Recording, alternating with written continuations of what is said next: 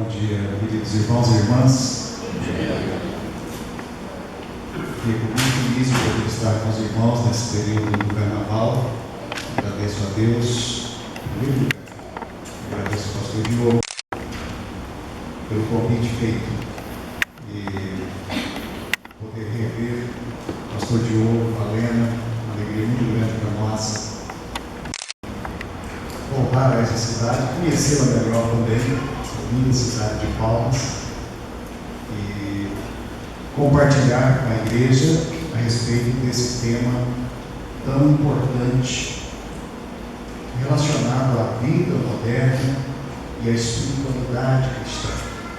Eu quero então, inicialmente, orar, pedindo a Deus, mais uma vez, direção ao estudo de hoje. Pai, obrigado porque o Senhor tem sido bom, misericordioso e sempre presente nas nossas vidas. Dá-nos a Tua graça ao abrirmos a Tua palavra. Ajuda-nos a compreender quem és Tu. Ajuda-nos a compreender como nos relacionarmos com o Senhor. Ajuda-nos a viver neste mundo, ó Pai, onde as pessoas, onde a sociedade, onde a cultura, onde tudo parece, ó Pai, militar contra a Tua palavra e contra a Tua pessoa. Dá-nos Tua bênção, fortalece nossas vidas, dá a esta igreja, cada um de nós que aqui está, a bênção do aprendizado e, ó Pai, do crescimento espiritual nas nossas vidas.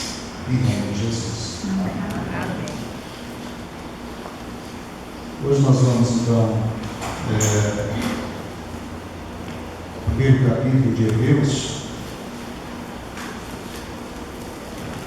Peço que os irmãos abram os seus Bíblias.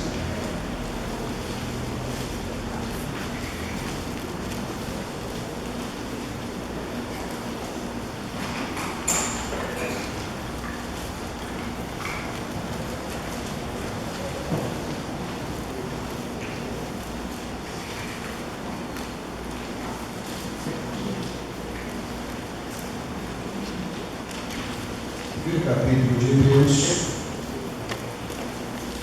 Eu vou ler os 3 primeiros versículos, mas nós vamos procurar abranger todo este capítulo. Há muito tempo, Deus falou muitas vezes e de várias maneiras aos nossos antepassados por meio dos profetas, mas nestes últimos dias falou-nos por meio do Filho, a quem constituiu herdeiro de todas as coisas, por meio de quem fez o universo. O Filho é o resplendor da glória de Deus e a expressão exata do seu ser, sustentando todas as coisas por sua palavra poderosa.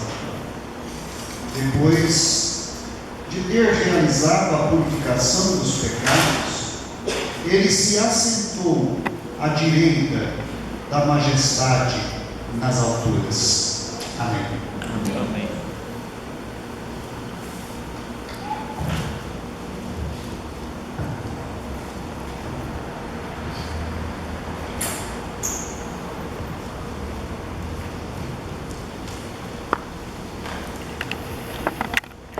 Ontem nós vimos um panorama do que nós estamos encontrando no mundo hoje.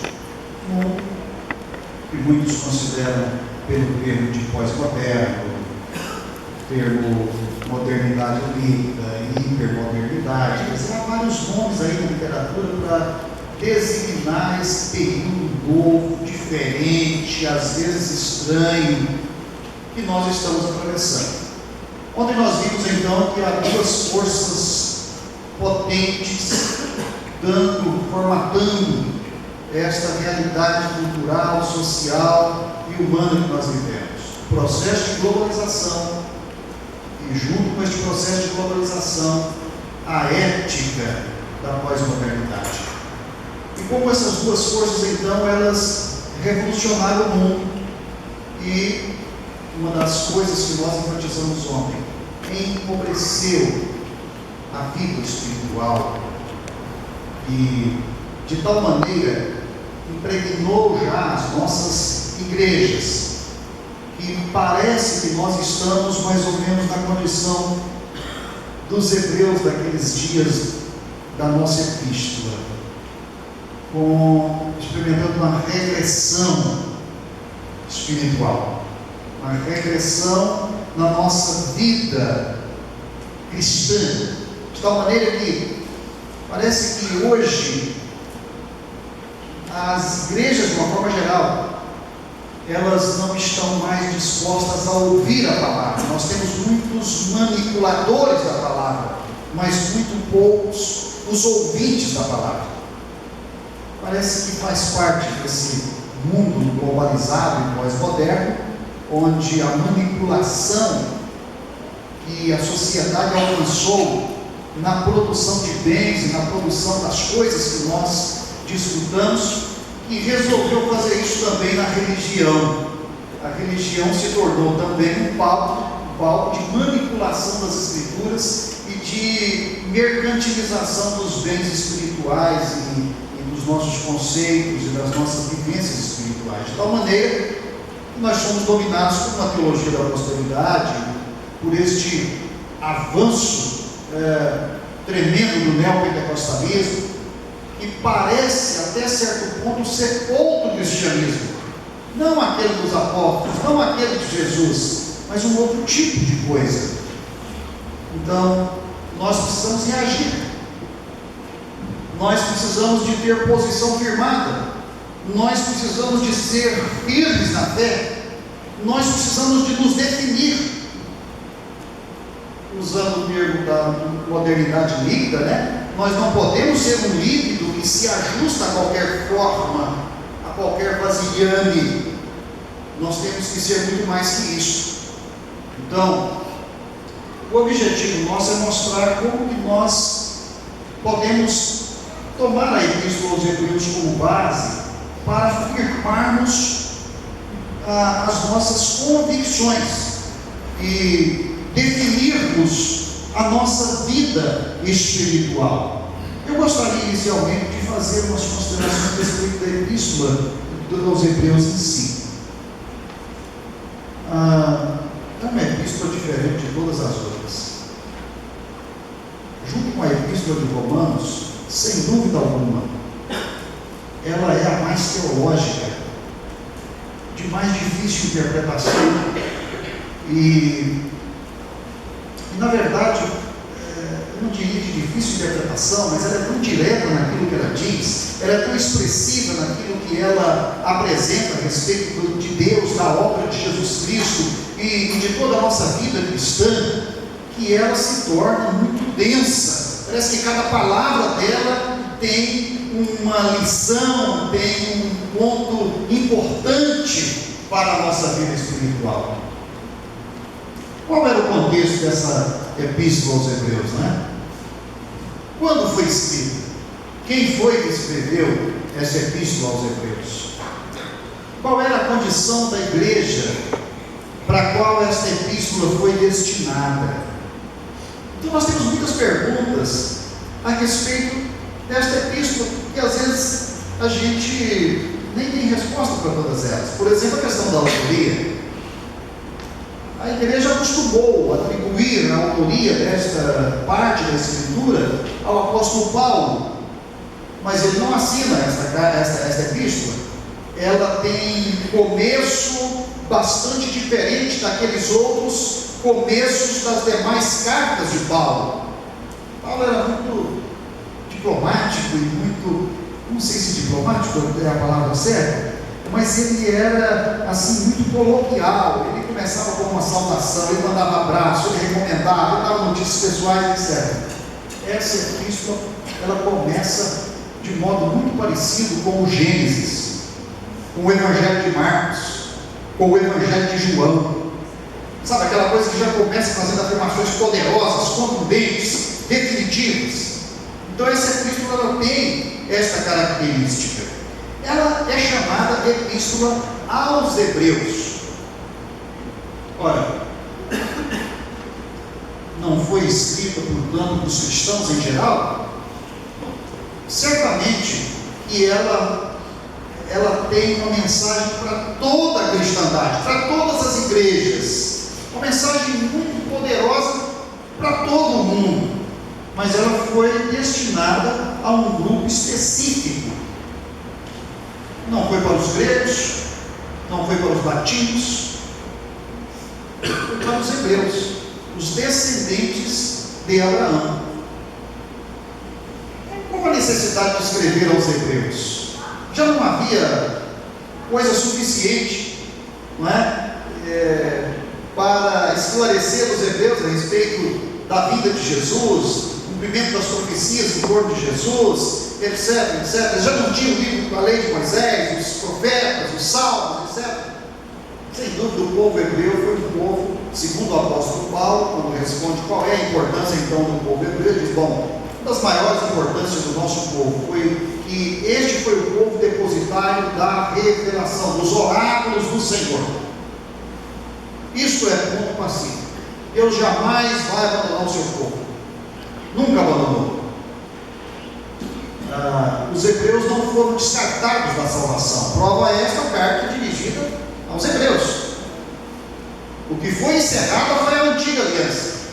O que foi encerrado foi aquele ciclo de reis, de sumos sacerdotes, enfim, aquilo realmente foi abolido. Mas o povo em si, as pessoas em si, o livro de Atos diz que milhares de sacerdotes aceitaram a Jesus, sinagogas inteiras que se converteram. Então, o povo hebreu foi e continuou sendo, depois da crucificação de Jesus, um povo especial. Não digo que ele mantenha privilégios de aliança, isto não. A aliança agora é com todos quantos recebem a Jesus como Salvador. Portanto, a aliança saiu dos domínios de uma nação para ser então a aliança com todas as etnias, com todos os povos, com todas as nações, não como nações, mas como aliança com as pessoas destas nações que recebem o Evangelho em seus corações. Qual foi então o contexto dessa epístola aos Hebreus? Eu gostaria de focar no seguinte: o contexto social, histórico, em que esta epístola foi escrita, é um contexto que, tomando as devidas precauções, ele é um contexto muito semelhante com o que nós vivemos hoje, especialmente com este ressurgimento do paganismo que nós presenciamos por todos os lugares da mídia, da literatura, dos Paulo Coelho da vida, dos filmes, enfim. O paganismo está ressurgindo com muita força, apesar de toda a força das religiões mais radicais, como o islamismo e protestantismo, ou algumas outras religiões orientais que têm foco muito fundamentalista. Mas a cultura, de uma forma geral, isso que constitui o mundo globalizado e a ética deste mundo globalizado, está permeada de paganismo. Este livro que eu tinha citado ontem, eu estava lendo um dos capítulos na vinda para cá, um capítulo que trata de Deus na era da cibernética e nessa pós-modernidade. E, é claro, não é autor protestante, é autor católico, e é um grupo de pesquisadores que escreveu esse livro, mas ele dá esse diagnóstico. E vários outros autores cristãos, não é? Como Peter Jones, Ameaça Pagã, eles também trazem esse diagnóstico. Nós estamos vivendo um período de ressurgimento do paganismo antigo, aquele paganismo do Egito, da Grécia, o paganismo latino, sabe?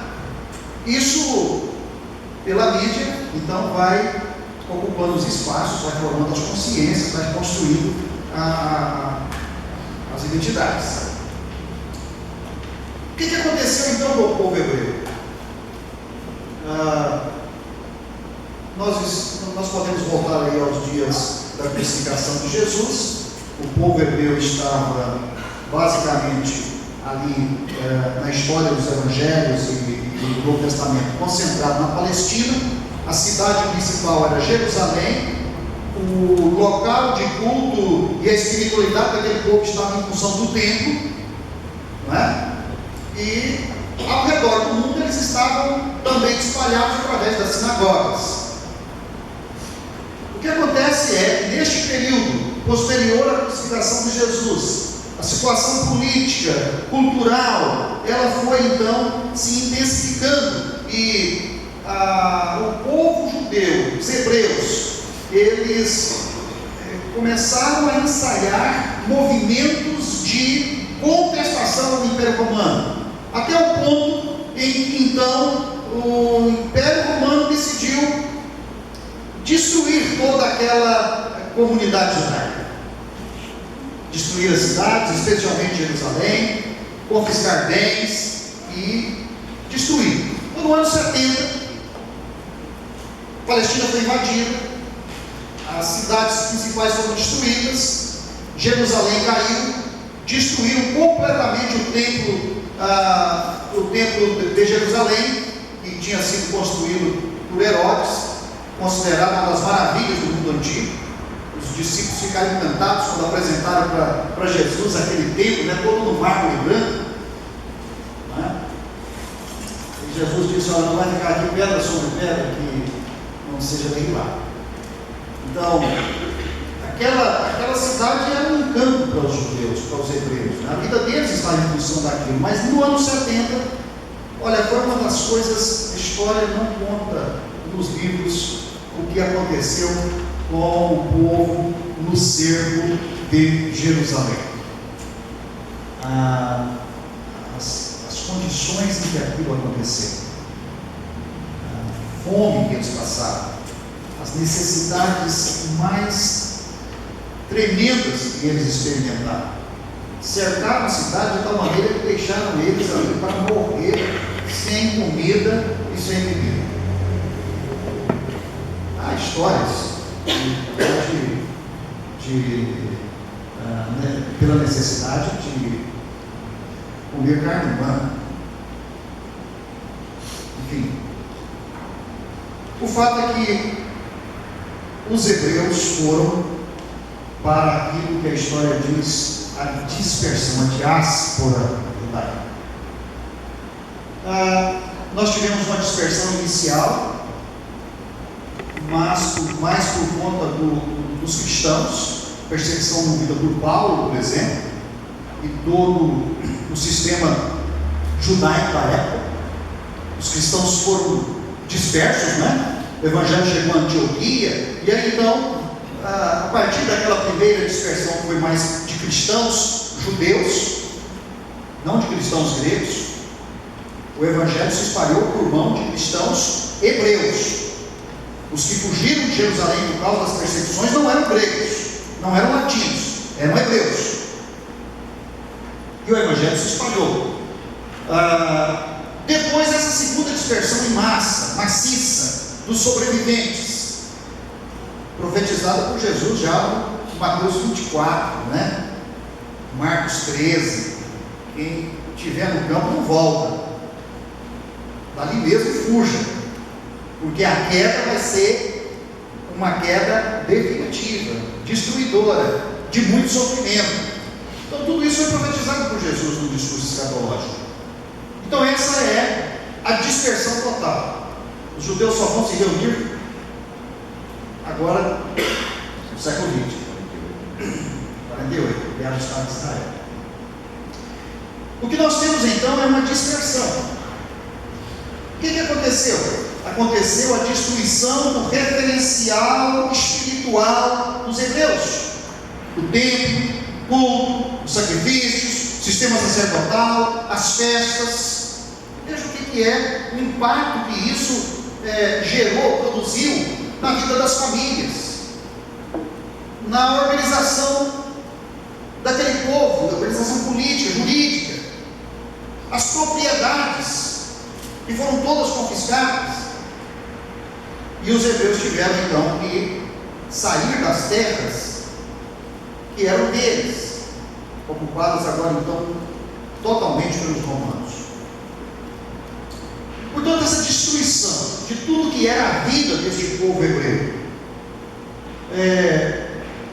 a questão é como pôr em prática agora a lei de Moisés? Como pôr em prática o Êxodo, o Levítico, e o destino das tribos, especialmente a de Levi, que era mais ocupada com todo esse processo da espiritualidade dos hebreus, do culto, sacrifício, etc. E eles passaram, quando se converteram, para a liderança cristã.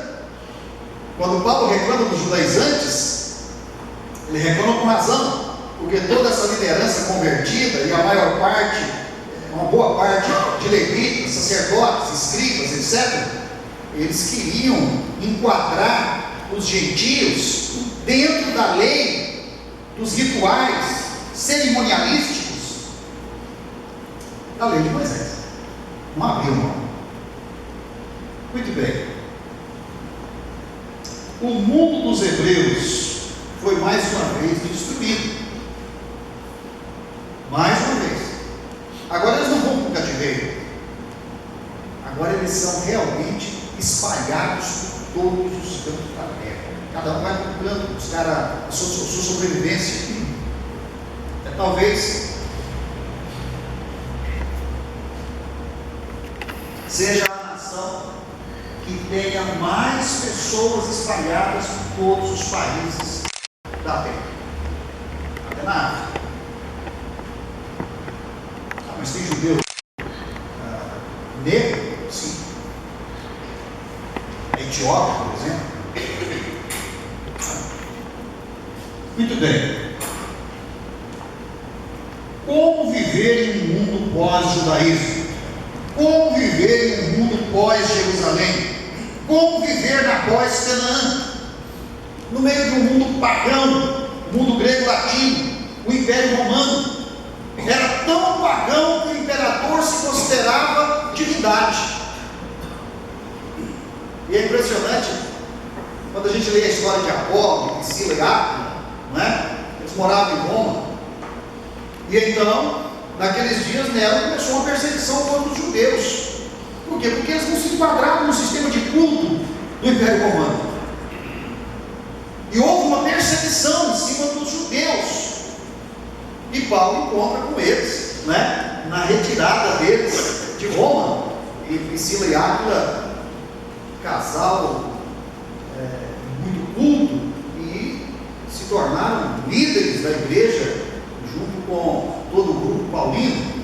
E Apolo, né? Alguns até acreditam que Apolo seja o autor da Epístola aos Hebreus, um homem de muita cultura, mas que teve que deixar sua casa em Roma por conta da perseguição do Império Romano. Como viver em um mundo assim? Um mundo pagão, de uma idolatria pluralista, tanto ídolo. Vejam os gregos com tantos deuses, né? O povo que gostava de uma imagem, de uma escultura, eles adoravam tudo. Os egípcios adoravam a diversidade de de animais, o sol, que era o deus maior deles, a lua, estrelas. E os romanos? Os romanos não tinham mais lugar para colocar deuses. Em Atos 17, quando Paulo prega em Atenas, ele começa a sua palavra assim, né? Vejo que vocês são muito supersticiosos, muito religiosos, porque eu encontrei aí, inclusive, um altar ao Deus desconhecido. Ora, o que significa isso? Significa que era um povo tão pagão, tão idólatra, que eles não queriam correr o risco de agravar um Deus que porventura eles não conhecessem. Então criaram o altar ao Deus desconhecido. E E essa foi a ponte missionária que Paulo encontrou para pregar o Evangelho para eles. Idolatria até da harmonia, né? A idolatria sem nome. Eles praticaram.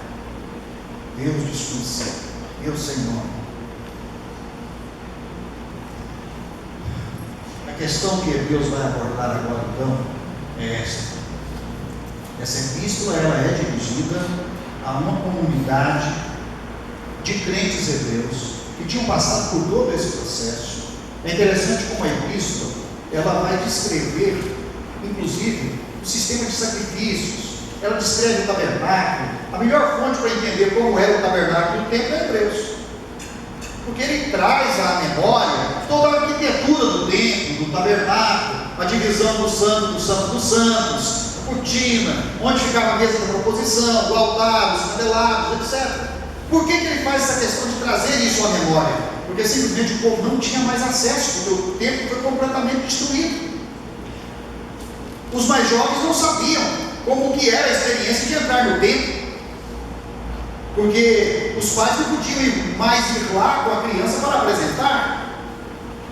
Então a criança, essa geração de hebreus, já nasceu sem acesso à tradição dos seus pais, à sua história, ao culto, o conhecimento do templo, da terra prometida, o descanso prometido na terra prometida. Veja, a importância de nós localizarmos então a experiência desta comunidade de hebreus e buscar então para nós um paralelo para que possamos, como igreja, no meio dessa pós-modernidade, dessa emergência do paganismo, nessa transformação cultural toda, nós termos uma direção segura. Que os hebreus naquele tempo precisaram e que nós precisamos hoje. Bom, deixa eu usar um pouco do slide agora. Será que eu estou botando certo isso aqui? Passou. Ok. Eu passei demais agora, né?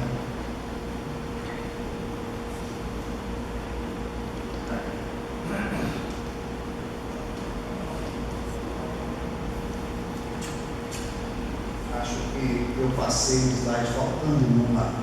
Mas o slide anterior, esse aí que explica essa tirinha do tal. É relativismo moral e relativismo ontológico. O mundo contemporâneo, dentro daquelas características que nós vimos ontem, é um mundo relativista. Não há nada de absolutos mais. Não há nenhuma palavra que diga, não, essa palavra é correta, isso aqui é certo, todos devem aceitar que isto é o certo, não é? As pessoas hoje, elas discutem qualquer tipo de opinião.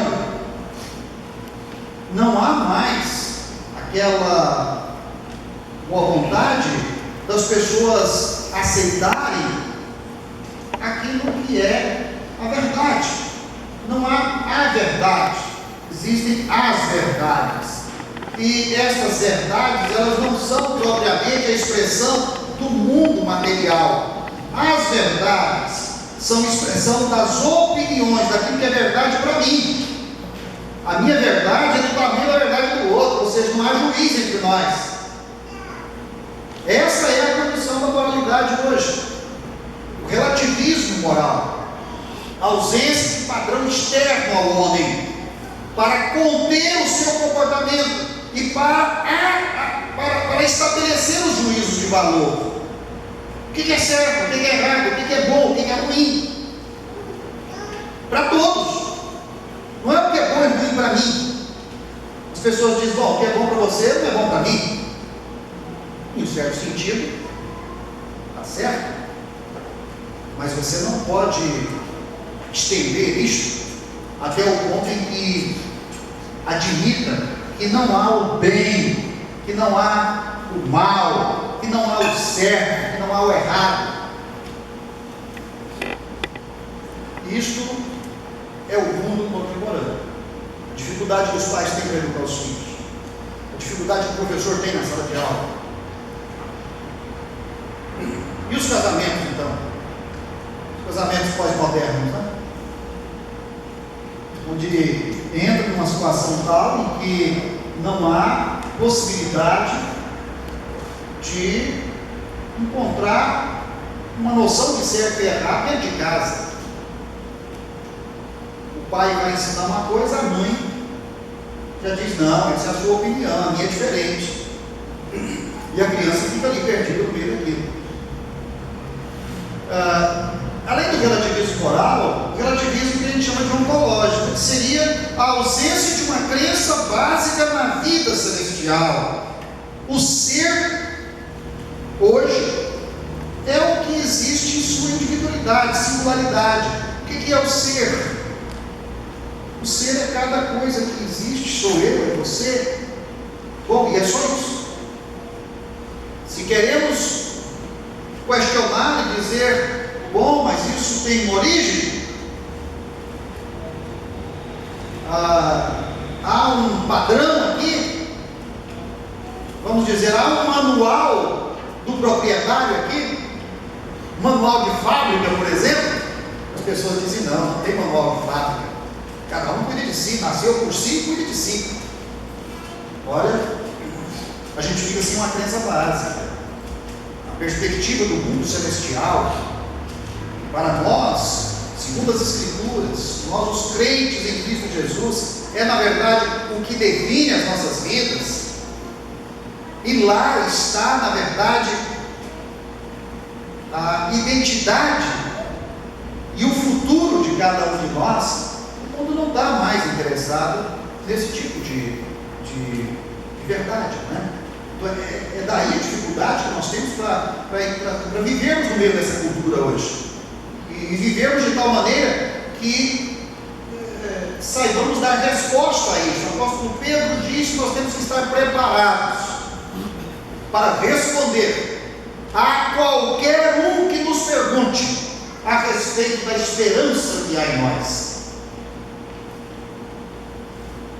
Na sociedade, nessa cultura pós-moderna, nós temos que estar preparados, mas para estarmos preparados para responder a eles, é necessário que a gente compreenda como é que eles pensam, como é o comportamento deles. Afinal de contas, em que crê esse povo, né? Por que agem assim? Por que casa homem com homem, mulher com mulher? Por que os filhos são criados assim como se fossem qualquer coisa? Por que as famílias não têm mais importância hoje, né? Por que o mercado ele acaba nos envolvendo de tal maneira que a vida nossa é puro entretenimento, lazer e consumismo? Ou seja, nós vivemos num ambiente não favorável à vida cristã, não favorável à espiritualidade cristã, não favorável aos valores do Senhor Jesus Cristo, do Evangelho. A luta, segundo o apóstolo Paulo, não é contra carne e sangue, mas sim contra as potestades, principados das regiões celestiais. Na verdade, quando ele fala de regiões celestiais, ele não está pensando no céu. Regiões celestes é um termo que o apóstolo Paulo usa para expressar todo o domínio, todo o aspecto cultural, enfim, toda essa ética mundana que envolve a igreja também. E dentro desta condição a igreja tem que lutar, mas não lutar com armas. Não é um fundamento islâmico que quer destruir o Ocidente. Nós não somos assim. Nós queremos destruir a incredulidade. Como diz o apóstolo Paulo, nós queremos levar todo o pensamento cativo ao Senhor Jesus. E é assim que a nossa vida espiritual precisa de, então, ser vivida e demonstrada. Então, essa tirinha do Calvin é sobre a questão dos absolutos, essa cultura relativista, meio anárquica, não é? Então é interessante quando o time pergunta como estão a correr os teus propósitos de ano novo. Não tem propósito nenhum. As pessoas não querem planejar mais nada. Propósito para quê? Vamos viver o dia a dia, vamos viver o hoje, não é? Não sabemos se vai ter amanhã. É tudo tão relativo ao agora, ao imediato.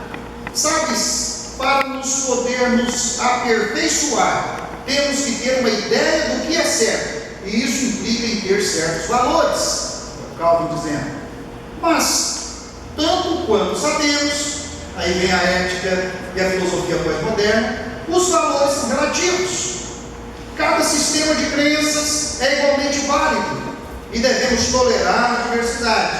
A virtude não é melhor do que o vício, é apenas diferente. Parece que resumiu tudo aqui. É desse jeitinho que a sociedade está vivendo. Aí o próprio Tico diz: não sei se somos capazes de tolerar tanta tolerância.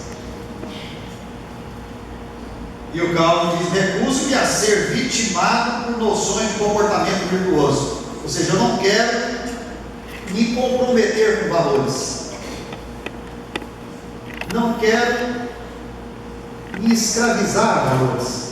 Eu não quero ter propósitos. Eu não quero ter preocupações com o amanhã. Eu quero viver a minha vida. Deixa a vida me levar. A vida leva eu.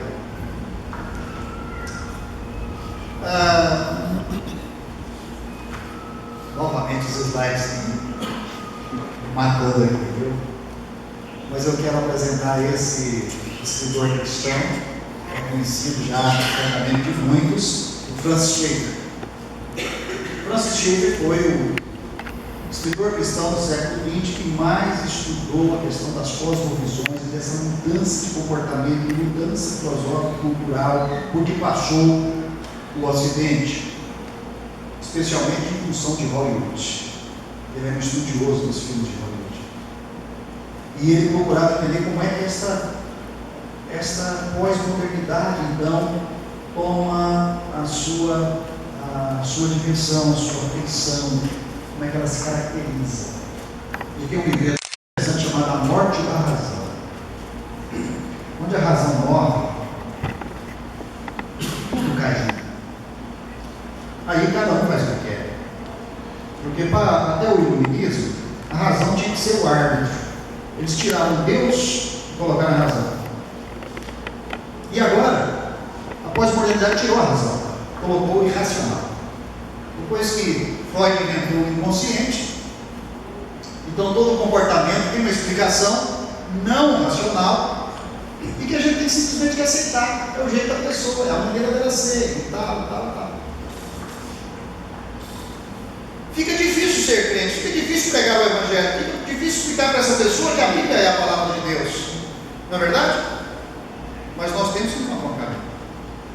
O caminho começa com você, por sua vida espiritual, por sua vida de oração, por sua dependência de Deus, por sua afirmação daquilo que a revelação ela nos ensina, de quem é Deus, de quem é Jesus.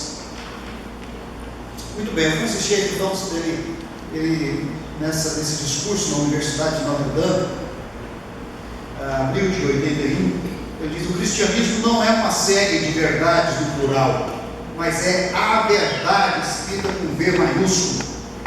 É a verdade sobre a realidade total, nada fica fora da revelação. O cristianismo não é uma religião, porque de fora da religião ficam as outras religiões. De fora de um comportamento religioso ficam os outros comportamentos daqueles que não são religiosos. O cristianismo não é assim não. O cristianismo ele pega toda a realidade e todo o número de pessoas que já viveu, vive ou viverá. Portanto, o cristianismo é uma verdade total. Nada fica de fora. Você vai para a universidade e o professor diz: bom, mas isso aí é sua religião, aqui o negócio é ciência. O Francis Schaeffer diz: não, ciência é um negócio de Deus também. Artes é um negócio de Deus também. cultura tem que passar também pelo crivo do juízo de Deus. Nada deve ficar fora dessa totalidade que o cristianismo busca compreender e busca então responder àqueles que não a compreendem. A Bíblia é a resposta de Deus para toda a realidade, não para um aspecto só. Não é só a sua vida espiritual, não é só a minha, não é só a vida religiosa, não são só os cultos na igreja, não é só esse setorzinho da realidade. A verdade bíblica é a verdade que cobre toda a realidade. O cristianismo bíblico é a verdade concernente à realidade total, é a propriedade intelectual dessa verdade total, e não vive segundo, e então vive segundo essa verdade. Isso é cristianismo, isso é verdadeira espiritualidade. O título Verdadeira Espiritualidade é um título do Francis Schaeffer. Está publicado pela editora Cultura Cristã. Procure esse livro. Ele é um livro que é um livro de princípios do Francis Schaeffer. Francis Schaeffer diz: olha, toda a minha obra, ela está, na verdade, inspirada nisso que eu compreendo como sendo a verdadeira espiritualidade. Ou seja, fora da verdadeira espiritualidade cristã, nada da sua vida pode ficar. Você não pode ter um departamento da sua vida do lado de fora da espiritualidade. O seu corpo não está do lado de fora da espiritualidade. A sua sexualidade não está do lado de fora da espiritualidade. As suas emoções e sentimentos não estão de fora da espiritualidade. A espiritualidade tem que cobrir toda a nossa realidade humana.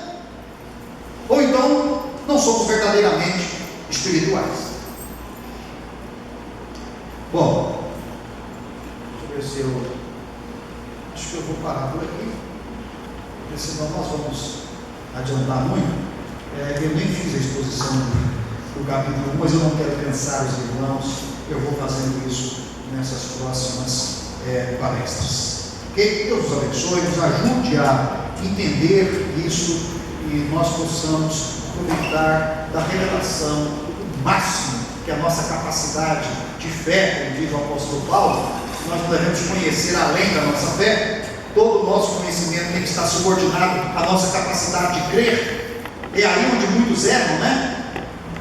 Desvinculando a fé do conhecimento, eles querem avançar demais no conhecimento e extrapolam os limites da própria capacidade de crer. E daí a pouco eles estão questionando a própria fé e abandonando a própria fé. Nós temos que conter todo o conhecimento debaixo da nossa fé em Cristo Jesus.